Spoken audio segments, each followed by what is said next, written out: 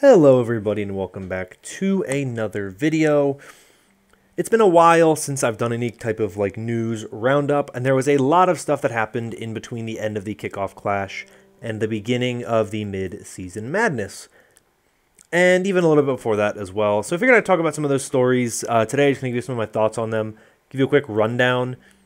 Every team that made changes, whatever, I'm going to kind of talk about them, talk about some of the things that happened, give you my thoughts on some of these stories and stuff that ended up going on with some of the things as well, because I think it is important and I think it is interesting to talk about, because I think that there is reason to mention some of these moves that have happened, because I haven't really talked about a lot of them, and so I'm just going to kind of go through and talk about team by team, different moves for teams, and we'll figure it out as we go. So I'm going to start going back to the beginning of June when the Vancouver Titans made a number of moves, of course. They released their coaching staff of Flubby and Pew, as well as released Psycho, their flex DPS player, and they brought in DPay as their new head coach. I've talked about this a little bit in some of my other videos, kind of my thoughts on this, but and give you my really full thoughts. Now, if you follow me on Twitter, you will see kind of my thoughts on most of these stories when they happen. So I would recommend, if you are somebody who wants to see my thoughts and stuff like this when it happens, because I've been very busy. I was moving earlier this month, so I wasn't really keeping up with some of the video making that I normally would in the event of kind of a normal situation. So because of that, I will definitely recommend you follow me on Twitter. It is at NTC Quinn_OW. If you want to follow me there for any information on Overwatch League stuff, that is the best place. You want the quickest news, my quickest thoughts and stuff like that possible. But if you just want my general thoughts on it, obviously it's been a bit for a lot of these stories, so I'm going to talk about it. But getting back to the Vancouver Titans, ultimately I actually think that these are pretty solid moves. You hate to see a player like Psycho get released. He didn't really have a ton of playtime. He kind of is one of those players who just gets kind of screwed over because Mirror becomes available, and Mirror is a very good player, very flexible player, plays a lot of those same heroes, and is just better in a lot of ways. And of course you have DPay now, who is the head coach and has coached Mirror before, so it kind of makes sense. It's kind of like a marriage made in heaven. DPay and Mirror, they know each other well. It kind of, you know, in that event he's going to go with that direction. But bringing in DPay as the head coach, in my opinion, is a really, really good move. I'm a big fan of DPay as a coach. I think he is a great coach. I think he has done a lot of good things when he was with the LA Gladiators. So I think he brings a lot. Obviously, this roster is in a really bad position in terms of the standings. It's going to take a while before they are even remotely competitive, I think. But at the end of the day, I do think that it is a good team that has some potential. I think that you have to assume DPay is going to have at least a full season as the head coach of this team to try to turn things around. He knows what he's coming into here. He knows he's not coming into a team that's going to be competing right away for a title. That's not the case, but considering how long the former Titans coaching staff was on this team or with this team, I would imagine that DPay has a pretty good chance of being around for a while. That just seems to me like the most likely situation. They seem to be pretty unwilling to get rid of their coaches, so I would imagine he will be here for a decently long time as one of the coaches for this team, as the main coach for the team. So Titans, I think, are one of the teams that I'm not too disappointed with what they did. I think that their overall moves are pretty good. And I think that it stinks to see someone like Psycho get released, but I'm not that surprised when you consider the fact that they had 4 DPS players. Someone was going to likely go. So it is what it is, but I really like the move bringing in DPay as head coach. Big fan of that one. Another team that had a coaching change was the Toronto Defiant. They got rid of their head coach, KDG. The team parted ways with KDG. And if there's anything I know about the behind-the-scenes stuff about the Toronto Defiant, this story about, you know, KDG not getting along with Muse and with Finale, there's obviously the tweet from Logix after he was announced that he was leaving, and the story about how last year there was a separate Discord for the Korean players that the English-speaking Western players were not in. It doesn't really surprise me that KDG was let go. It's kind of, to me, like KDG's legacy really is going to be tainted. I don't think he will likely get another shot as a head coach anywhere. If I were KDG, I think that I would probably try to go and find a different career path. It seems very unlikely that we will get another look of KDG as head coach. Very poor end to his run. This leaves a couple of different assistants as coaches with Young One and Moby Dick. I think Moby Dick is head coach, but I'm not positive. Can't really say I'm surprised about this move, really. I think it's the thing you have to do to keep the team together. You have to ride with the players. I think there was a recognition that KDG was not the coach for this team going forward, and they made the move. That was probably the right move, getting rid of KDG. So we'll see where the Defiant go from here. I don't think it'll be great for them, but they're definitely going to struggle a bit. I think that it is difficult to see head coach go, but I think you have to try to salvage the team's identity and the chemistry more than keep a coach who has done a lot to kind of drive players away. That's just my thoughts, though. We also got the big news out of the Guangzhou Charge. They made a couple of moves. Of course, they released Molly and they released Eileen. Now, the story about both of those are very different. The move to get rid of Molly really was just simply a case of Faraway became available, and they wanted Faraway over Molly. Faraway is just the better player of those two, and so they made the decision to cut Molly, probably just to save a little bit of cash. When you consider the amount of changes they made then to their academy team, it makes sense. You kind of would make those moves. You sign that many players to your academy team, you definitely want to lower the amount of players you have on your main roster. And then, if you really need that second flex support, you have Kyo. You can move up to make your secondary flex support on the roster. So not too bad in that regard. Not really that surprised to see him go. We'll talk about Molly again later. The Eileen story, of course, is more recent. I believe it broke yesterday morning. Yes, 2 nights ago type of thing. It was a story out of China, so the time's a little different. But the story around Eileen is very bizarre. Something along the lines of he was making too much money, but then also internal issues with the team. Something about him potentially having some type of relationship with somebody on the staff, cheating with a partner. There's a lot involved in this story. I don't really know the full details. It is one of the biggest issues that I think we have as a community, which is there's a pretty big disconnect from the Western side of things with the Asian side of things, especially with China. We do have a bit of connection with Korea due to a number of the Korean players being in the West, and so we see some of their interactions with other Korean players. You at least get, Danny gets to interview some of those Korean players. We do get some connection with those players. But when you look at your Chinese teams in particular, right, and your Chinese players, we don't really know a lot about them outside of the occasional things that we get from some of those people on Twitter. I think Lionel Omelette is one of the names of one of them, and Chengdu Hunter's Facts, stuff like that. Those are the types of things we kind of have to rely on. And even then, we don't always figure everything out. We don't always see everything. So this story with Eileen and with the Guangzhou Charge is very bizarre. The Eileen story, to me, feels like it's one of two things. I think the Charge probably want to bring Aprita up to their main roster. I've seen some people say maybe they want to bring, why would they bring Aprita up when he plays the same stuff as Develop?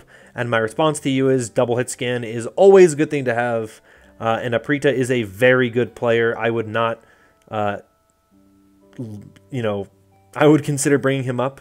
I've also seen something with people saying that they don't want any Chinese players on their main roster, which I just think is a ridiculous thing to say, considering they still have Faraway on the roster. So even if they didn't want to, even if the reason for cutting Eileen is that or if that's your evidence is that, they cut 2 Chinese players in a row, they added Faraway not that long ago. I think it really comes down to they don't want to be paying Eileen because they don't see him getting much playtime. There's probably something going on behind the scenes that we don't fully know, and they probably have their eyes on promoting one of the players from Up Academy. Most likely, I would guess Aprita, though maybe they bring up a Kaneki because he plays some of the same stuff that Eileen would have played, so maybe they just kind of want to bring him up. I don't think that's the case because I think they're happy with Choi Won, but I think that they understand that Choi Won is not going to play everything that they maybe need him to play because he plays Tracer really, really well, but he's a flex DPS player outside of that. And I think double hit scan is very important.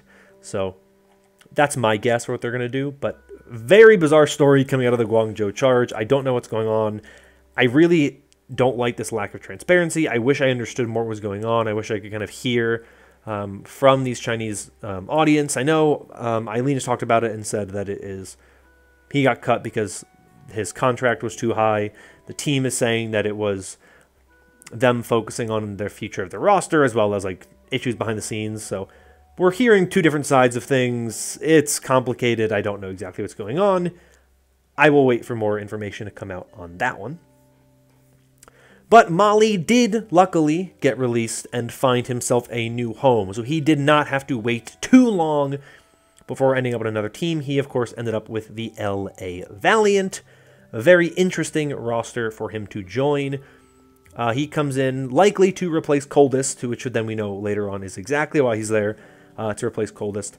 The Valiant obviously have a lot of stories about them because they also signed Marvel. That happened the day I was driving while moving. And let me tell you, checking my phone at a rest stop and seeing this story about Marvel's contract being paid by players basically was a really bizarre thing to look at. So, you know, that was a really weird story that I was not a big fan of, to be honest with you. But they, of course, then released Coldest and Wu Hyul, which presumably the point of that was to free up the money for Marvel to be actually signed to the roster. They signed Molly first, is the story. That's what the first move was they brought in Molly, and then they signed Marvel later. And then by getting rid of Coldest and Wu Hyul, they opened up the money to actually sign Marvel to a contract that didn't involve players paying for it. Anyway, that Valiant story is very, very interesting. Like I said, it's very disturbing that the team and the league would let something like that happen. And the fact that the only reason why the Valiant didn't continue with that was because there was a lot of pushback, presumably is the reason why. But I think that I'm surprised they got rid of Coldest, to be honest with you. I thought they got rid of someone like Haker or Easyhan, who don't really get that much playtime. Like, they have 5 DPS players. I don't know why they have that. I think Coldest was the more logical player to keep on the roster, but obviously this means they're rolling with Molly, which finally Molly gets his playtime. It's been so long since we've actually seen Molly get significant playtime. And he plays alongside Lengsa, someone who he played with on Chengdu, so that's at least nice for him. They have some history together. This is a very interesting team, and I don't even know how to begin talking about everything that happened here. This was a lot. This really was a lot to digest because it really was just a bizarre set of moves for this Valiant roster. We haven't seen the APAC, so obviously there's been a lot of APAC changes recently. I really am curious to see kind of where these stories continue to go, because my thought process is that we are going to see quite a few APAC moves over time as things begin to kind of settle. As we get into this weekend, we might see a couple more things change. But it doesn't surprise me that these APAC rosters are kind of at the center of a lot of the stuff right now, and some of the Western teams are at the center of it this past week. Obviously, the Valiant was kind of this week. So APAC is madness. The Valiant and the Charge making a lot of moves, a lot of questionable decisions for these teams. We'll see if they pay off. They both play each other this weekend, so that'll be fun. Let's move over, though, back to the Western region, where most of the moves happened that I missed talking about. And I think the biggest things to look at really are the additions that some of these teams made. You know, Mikey joining the Shock, I think is a good move. They get that main tank flexibility, which I think is good for them. Something that they really needed in a lot of ways. You have the changes with the Eternal. Glister departs, Dove comes in. So Glister departs because he didn't really fit in with the roster. He didn't really integrate well. He felt like the best decision for him was to move on to a different roster. And so they agree and they let him go, bring in Dove as his replacement, so that they have a a second DPS player, which they needed, obviously. And so something that is good to see there as they bring in somebody to fill in that spot. And he played pretty well in the opening weekend for him, so that's something you like to see. Some of the other changes that we saw with the Western region, of course, we saw the New York Excelsior saga where Vulcan got released from his 30-day contract, and then they signed a third flex support, which I don't understand why they made this move. It's bizarre, and I don't understand it, and I think this team is making a lot of poor decisions. Some of my faith in my team that I sadly root for would be restored if they made a play for Glister. I think adding that second DPS in the hit scan side of things would help this team out a lot, give them more flexibility, which I think could at least alleviate some of the issues that they've had. It doesn't fix the fact their support line's terrible, but it would at least fix one of the main issues, which is that they can only run so many compositions with Yaki and Flora. I think that Glister would bring at least something good to this roster, if not, whatever. But I think that would be a decent move, and I think that's something they should consider, but who am I? I don't know much.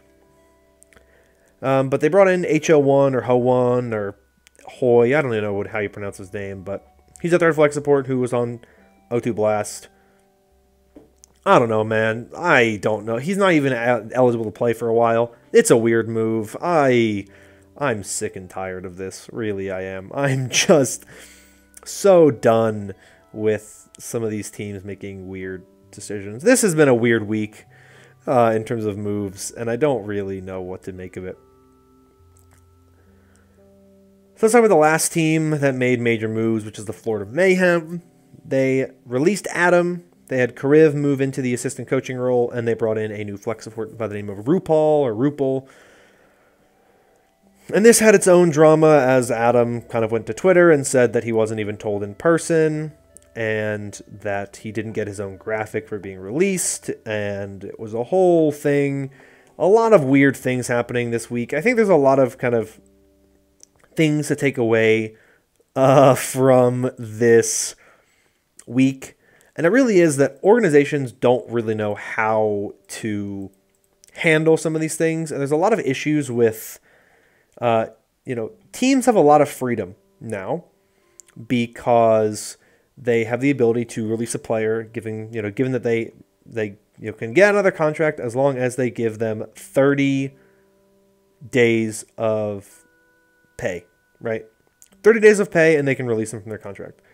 That's a pretty good deal for the teams because they can basically do whatever they want with players that they have on their contract that they don't really need anymore as they kind of make those changes. And it's a double-edged sword because on one end it helps the teams out because the teams in years past, you look at the Dallas Fuel from 2020, for example, they had players basically just sitting on that roster getting a fat paycheck playing Valorant every day, right? Like there's a reason why Decay left that roster. And it's because that roster was dysfunctional and that organization had dysfunction from top to bottom, where you had a head coach who was just enabling this, players who were getting paid big money just to do nothing and sit on the bench and not even really participate in scrims, right? And so after that, there was a push by the league, presumably by teams, to have more freedom to get out of contracts. The problem now is that they just have to pay out 30 days of that player's contract, and then they can get out of the contract. Maybe the solution is to bump up that to 45 to 60 days, and so they can still get out of the contract, but it'll cost them more money, helps the player out a little bit more. So basically you can get booted, but you still get paid at least a month and a half, 2 months in advance, so that you at least kind of have that next 2 months of your salary taken care of.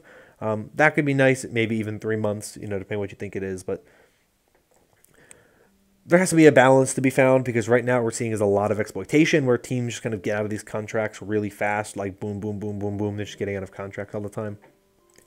It's a tricky situation. It's always something that I'm going to be keeping an eye on, and I'm curious to see what happens over time if they make any changes to try to make it better for the players, because it went from being super player heavy and super player favored to super team heavy and team favored. And I feel like there's not a lot of in between here, which I think is the problem that we need to kind of see. That's really one of my biggest takeaways from this whole thing, and it feels kind of like a bit of a cop-out type answer, because I'm basically just saying, yeah, it's kind of ridiculous what's happening. But it is, and I think it is something that needs to be changed, and I think it is something that we need to see actual meaningful changes made, because there is exploitation of players and team just really easily being able to get us some contracts that maybe shouldn't be so easy. Like I said, there was a lot. I didn't even touch on the whole Vegas Eternal thing in this video. There's been a lot of news going on, so I'm going to try to get better at making regular news videos, talking about some of those things, but this video is long enough as it is. It really just is a rambly rant type video where I just figured I would give you my unfiltered, pure thoughts on everything. Like I said, I'll try to do more regular news content as we go forward. There's a ton of stuff to talk about with Overwatch 2 now, and with this game, so... sorry, with the Overwatch League. Oh, man, I am out of it. It's been a long week for me, so I'm going to get out of here for now. Let me know your thoughts on anything I talked about down below. If you agree with any of these changes, disagree with any of these changes, anything you think is really bad that one of these rosters did, anything you think has been overblown, any of those thoughts, let me know in the comments down below. But that's going to be all from me for today. Thank you all so much for watching. Hope you all enjoyed. Hope you're all staying safe and staying healthy. And until next time, bye-bye.